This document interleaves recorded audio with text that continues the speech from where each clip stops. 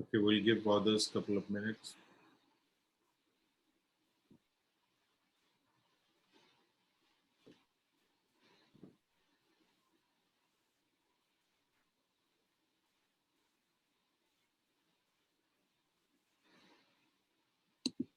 All right, let's talk about the same example now. Can you guys see my screen?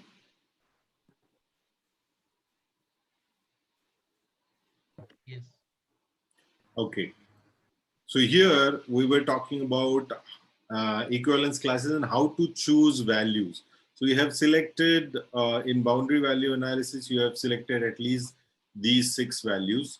You want to make sure that you are choosing one value each from your negative equivalence classes and one value each from your positive equivalence classes, right? So let's say you have taken 15. But what if your value is accepted? For example, in negative equivalence class, rather than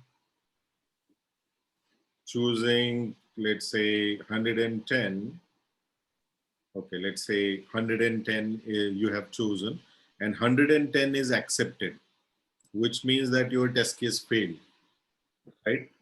Then how to find out what is your real boundary here? Any value from greater than 100 should not be accepted, right? So your equivalence class is anything greater than 100 is not accepted. You have chosen 110, right? But 110 is accepted. Then you have to choose any value in between this. So your next test should be any value which is between 100 to 110. You can check.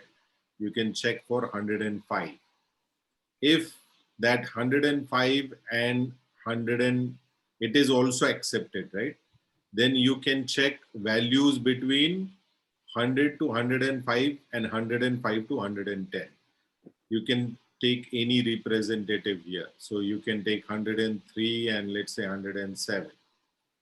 And here, that's how you have to find out which are the values I can select in between. Why would this happen? Because maybe instead of changing, doing this example, instead of using 101, he must have coded like 110. And that's how 110 might have been used. You have to choose one value out of this equivalence class greater than 110 to find out the real culprit. If you add 111 or 115 here, you can find out that this value is not accepted. So finally, you can figure out either by using this method or choosing one value from outside of this equivalence class, negative equivalence class, that 110 is accepted because your condition is um, having a different or bad value 110. Does that make sense? You have to create more and more equivalence classes to find out what the real bug is. Sometimes you are just reporting bug that, okay, even if my equivalence, I mean, the requirement stated is values from 0 to 100 should be accepted, but still 110 is accepted as a value. But you should also try to drill down as to where is it stopping. Is it 110 or is it 150? You should also test these values too to figure out the real root cause of the problem. Though developer can find it out within maybe less than 5 seconds, you can also help him figure out why is 100 or 110 is the real ultimate limit. This is particularly true in cases where we are using boundary value analysis for checking range of characters, right? For example, this is name, and name only accepts minimum values should be 10 characters or maximum value, let's say 255 characters. You should be able to figure out where the limit is. If it accepts values greater than 255, what is the maximum value it accepts? 1024 or maybe 2000 characters. You should find out where the real limit is. Similarly, for 10 also, you can add 9 characters, 10 characters, find out the boundaries, 11 characters, and whether it accepts any value between this. Are we clear on equivalence partitioning, boundary value analysis? So far, so good. Any questions?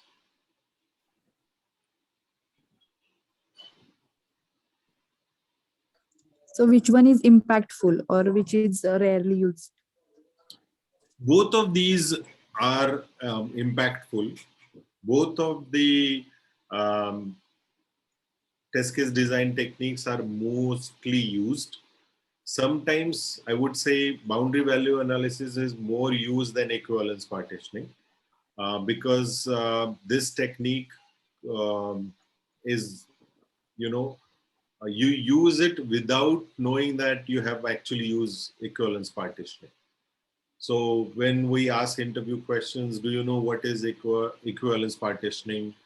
Um, then people say that I don't know. Then when we ask this example of 0 to 100, they come up with 3 different input that I will choose one value from 0 to 100 and choose one greater than 100 and one less than 0.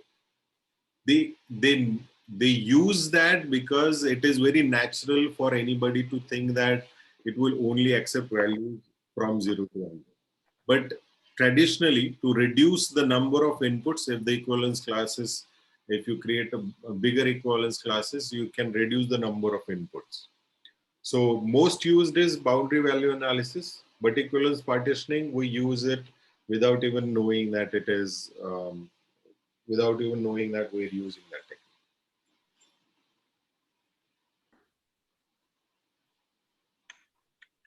Okay. Any other question, clarification? All right. If not, we can move on to our most,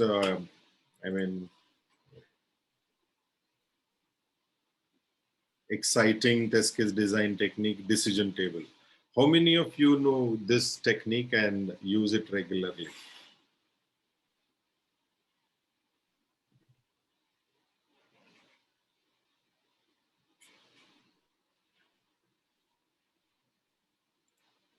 Okay. I don't hear any yes or confident yes that I use it.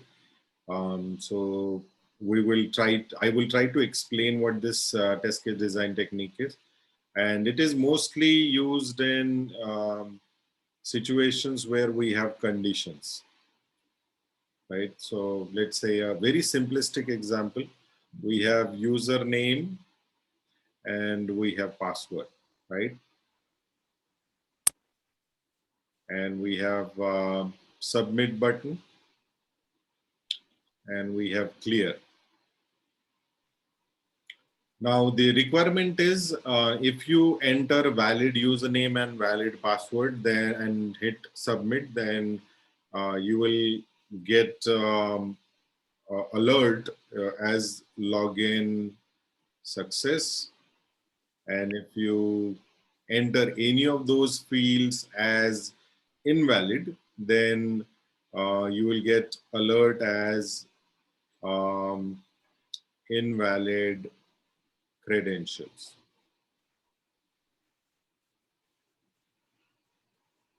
Okay, simple requirement. So, so this is very simple example anybody can quote for creating a decision table. So what I will start is asking questions on what are the options or values for username, possible values for username.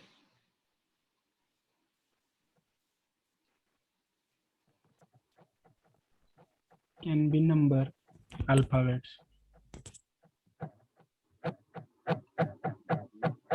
We have not actually mentioned what are the valid usernames.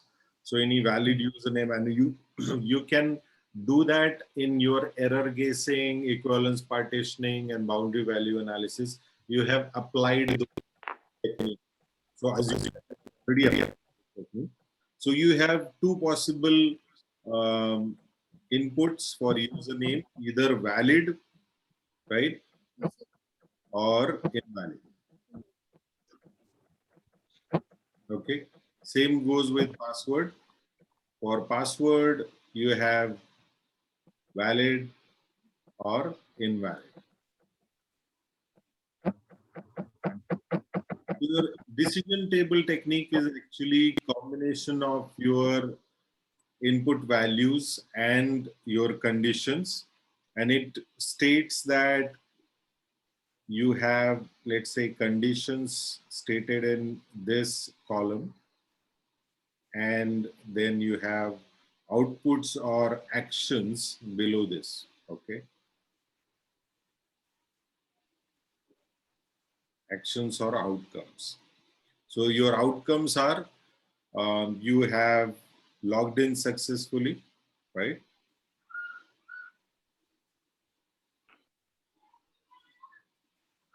Or you have invalid credentials. Those are your alerts, correct?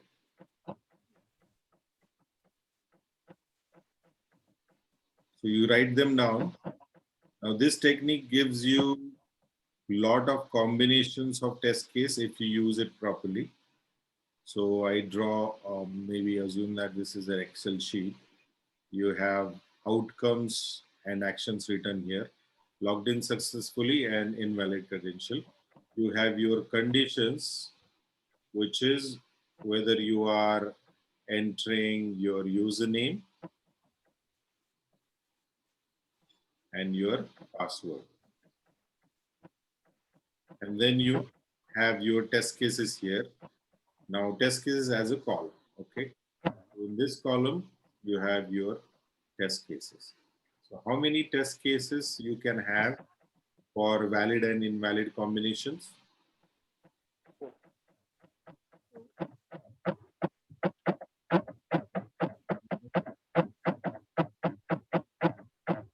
Four. I will ask people to go on mute if you are not talking. 4. Why 4? For username, 2 cases, and for password, Sorry? 2 cases. For username, 2 cases, sir. Okay. For password, 2 cases, 2 test cases. Okay.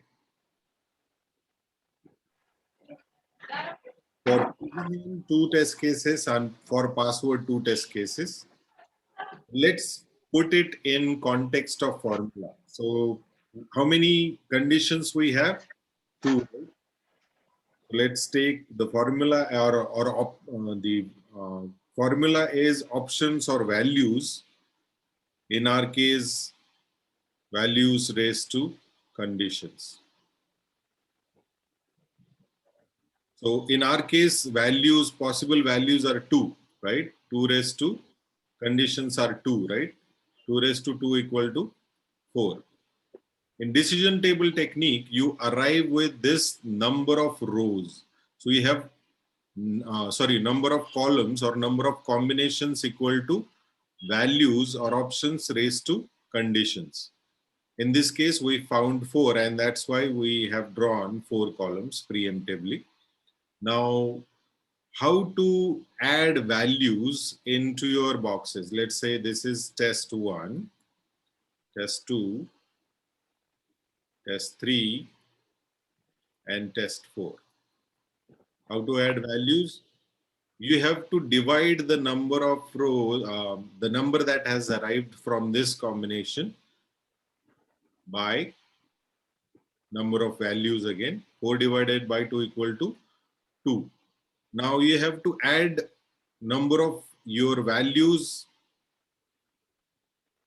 twice in this row. So what I'll do is I will add valid first 2 times, and then I will add invalid and invalid 2 times. Make sense? Everybody clear? So far, so good. We got 2 raised to 2 values raised to condition. We arrived at 4. We divided that 4 by number of values, that is 2. We arrived at 2. So we wrote first possible value 2 times and then second possible value 2 times. Now this 2 number should again be divided by number of values, which is 2, and then we arrive at number 1. Then we will enter this our possible values that many times. So our valid comes 1 time, invalid comes 1 time, valid again, then invalid again. Make sense? After we are done entering these values into your test conditions, we can actually enter the outcomes for these. So it is very easy to read now. You can read this as your test 1 is valid username and valid password. What is the outcome?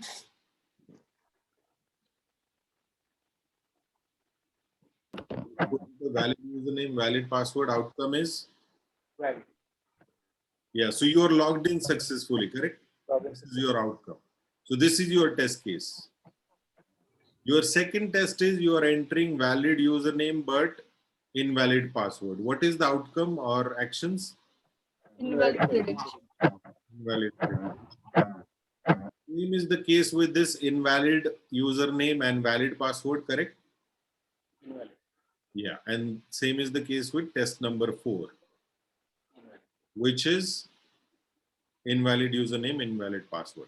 So you have mapped all of your combinations of valid and invalid username and password and come up with your test case. Now, as this was very simple example, you could even guess normally that I should create 4 test cases for this, depending on number of combinations.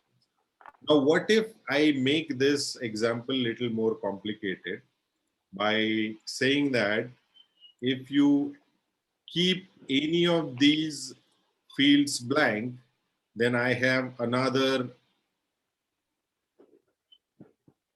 message that username is blank. And another message, password is blank, right? So you have 3 possible values now. You have username as valid, you have invalid, and you have blank. Similarly, you have password as blank as well. Now, can somebody tell me how many combinations will we have?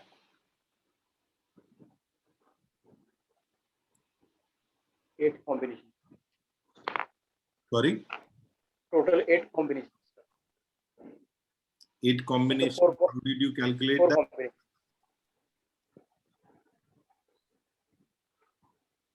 Hello? Yeah, go ahead. 2 combinations. 2 combinations.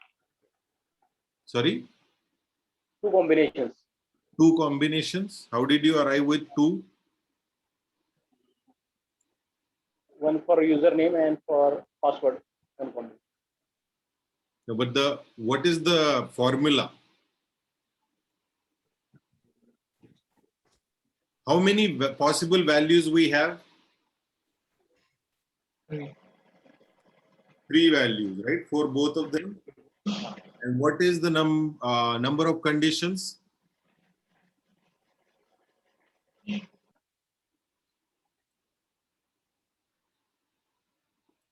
4. Okay, our formula once again is values raised to conditions. In our case, we have 3 values and 2 conditions. 3 raised to 2, right? We're not talking about outcomes. We're talking about conditions. So 3 raised to 2 equal to 9. 9. Very good. Oh my. So raise to or power, I keep. So let's draw it again. What do we have to do is we have to add condition. Then we have to add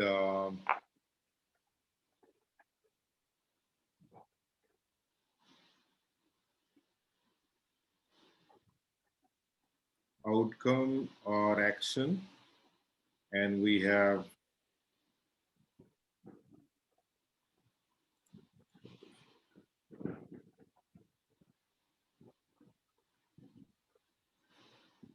logged in. I'm going to be a little brief here. Invalid credentials. Okay. Then we have user blank. And the last one is password blank. Okay. So those are our outcomes. We have condition as username and password. Okay. Now, how do we have created, let's say, 9 columns. So 1, 2, 3, 4, 5, 6, 7, 8, 9. All right. Doesn't look good. I mean, I know it's ugly. My drawing and handwriting both suck. Sorry for that. So test case number 1, 2, 3, 4, 5, 6, 7, 8, and 9.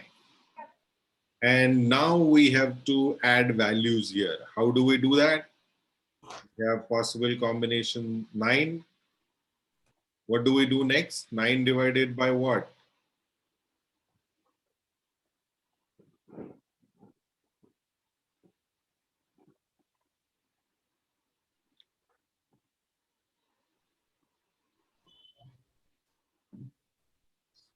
Will it be the 3 conditions?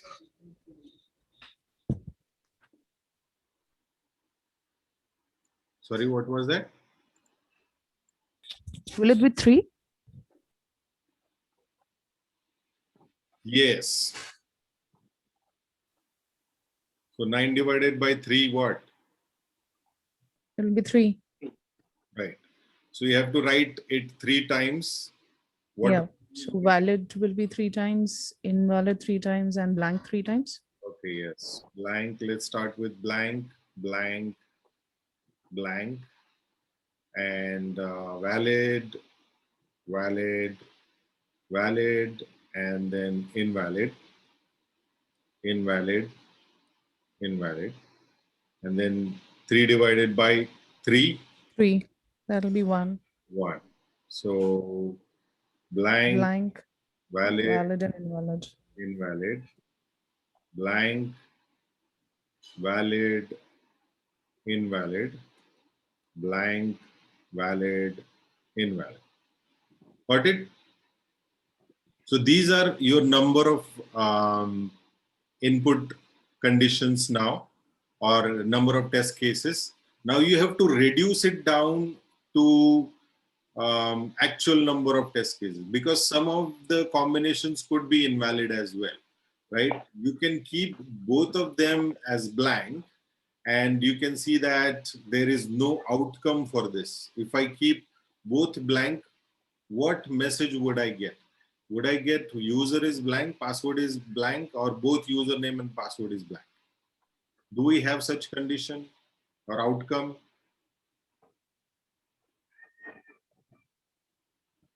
No, right? So we have to ask question. What if I keep both username and password blank? Will I get one message that your username and password are blank, or will I get just this message, username is blank or dono message आएंगे, right? So that condition need to be clarified. So we have a question here. So you have to ask this to your business analyst or product owner. So always make sure that when you are deriving decision table, validate which inputs and conditions are really going to be in your test cases. In case username is blank, you are going to see this as an output, right? Username is blank. In case, even if you have valid password, you'll still see this message. If you have username and username blank and password as invalid, it doesn't matter whether your password is valid or invalid, you're still going to see this message, which is username is blank. So does it make sense to create two test cases here? If your username is blank, you're always going to see username is blank as a message, right? So you can discard one of this test case. You have to optimize your decision table. That's why you have to delete one of this test case. You can just say that you can keep your username as blank and see whether your username blank messages come. Does that make sense? So you have to optimize your decision table.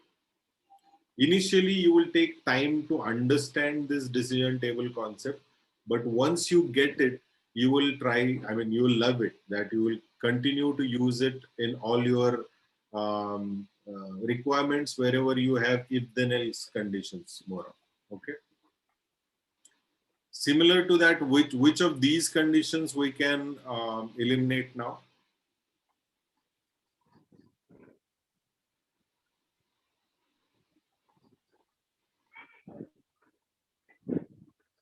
Seven. 7, right. You can eliminate 7 because it has blank and you can already cover this here. Any other condition that we need to eliminate? This is valid, by the way. This is valid. This is valid, invalid. This is invalid. This is what? Valid and invalid.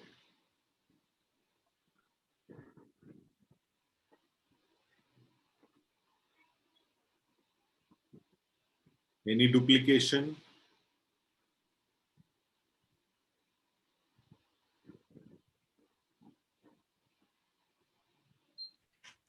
Would it be the same case for 8 and 9 as well? Because if the username is invalid, in any case, whatever the password be, the username is going to be checked. And that's going to be invalid. Yeah, that is true. So we can omit one of them. Correct. So you can eliminate any of them actually, because you are going to see same credential outcome.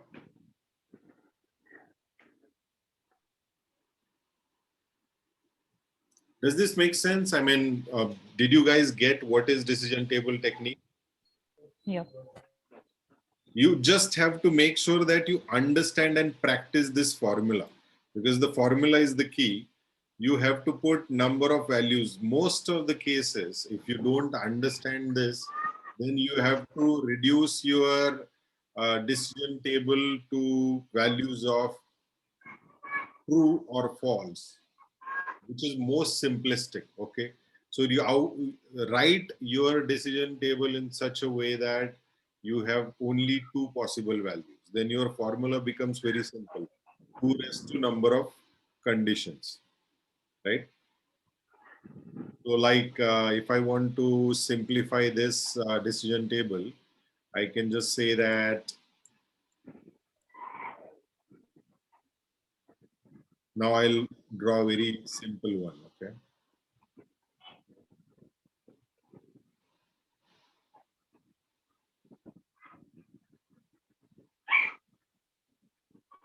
Valid user,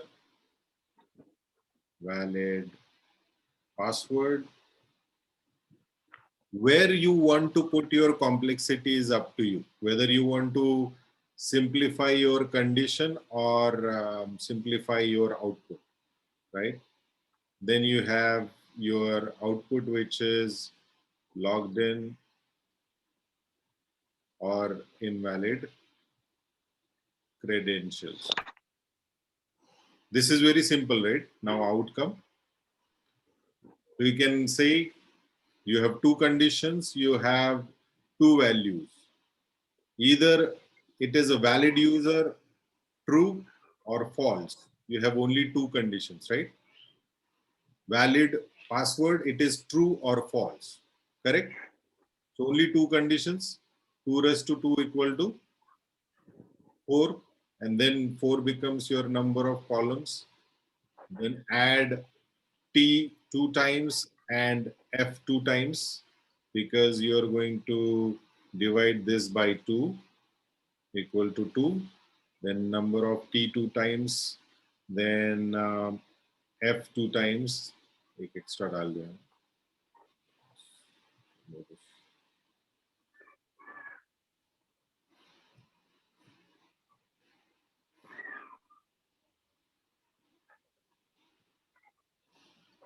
Similarly, you have, then you divide this by 2 again, because your number of values is 2. Then you get 1. Then you put TF, TF, and then you just put your outcomes. This is logged in, this is invalid credential, invalid credential, invalid credential. Is this simple enough?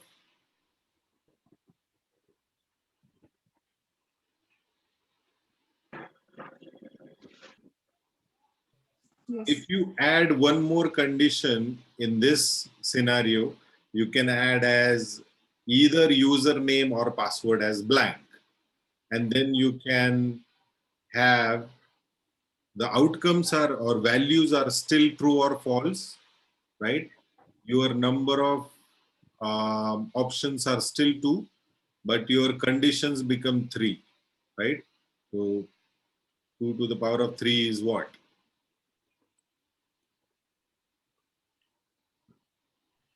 8. 8, right? Then you can draft your table like this. You can actually do the math. 8 divided by 2 equal to 4.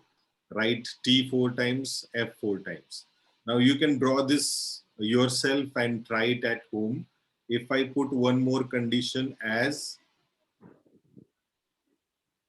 blank user or password, and tried it at home, use this formula to come up to number of possible combinations, add 8 columns and then divided it by 2, add true 4 times and false 4 times, and then divided it by 2, which is equal to 2. Then add T 2 times, then F 2 times in your number of 8 columns. Continue to do that. Divide 2 by 2 equal to 1. Then you will have TF, TF, TF.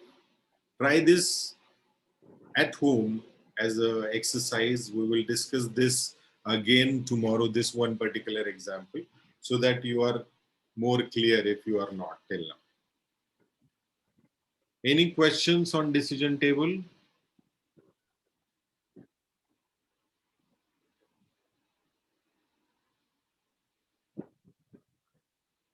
Is it simple or difficult? Simple. It is difficult? Simple, sir. Okay. Looks simple. Yeah, it looks simple. If you really understand it and try to practice it, you will get whether you want to use conditions as valid user, invalid user like this. If you like this style, use this style. If you like this style, use this style. But simplifying your decision table is important. Try to minimize the duplication or invalid scenarios. Try to come up with questions that you need to ask your product owner. If I have, and simplify the user interface as well, by the way. If I have both username and password is blank, I can just use one outcome, right? Username or password is blank. Why do I have to give two different messages? User is blank, username is blank, and password is blank. Your job as a tester or QA engineer or whatever your title is, to simplify the life of user. You are answerable to user, not to your company, not to product owner. I mean, you are, but your job is to satisfy the ultimate user, right? Not to satisfy your boss.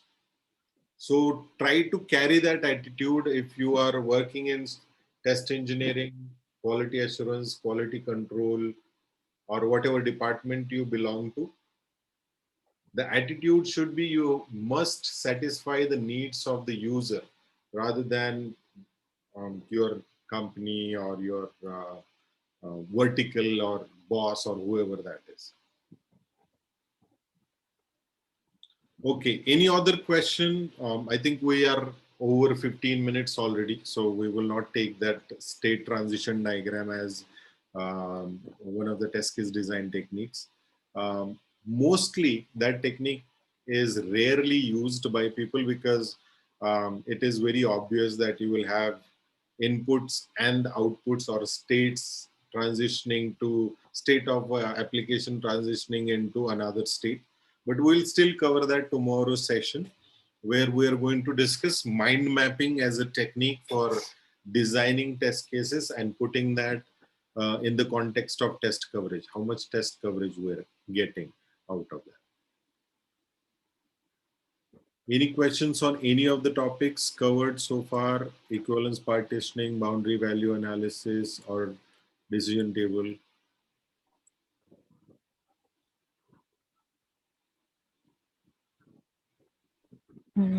Not so far. All right, great. Thank you very much for attending this training.